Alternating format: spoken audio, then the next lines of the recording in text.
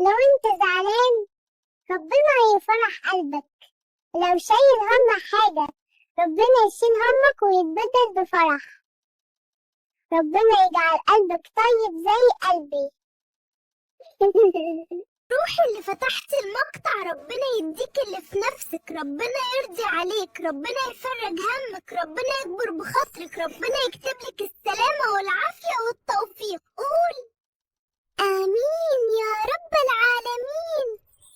اللهم يا رازق السائلين، يا راحم المساكين، ويا ذا القوة المتين، يا ولي المؤمنين، يا غياث المستغيثين، ارزقني وقض ديني وفرج همي.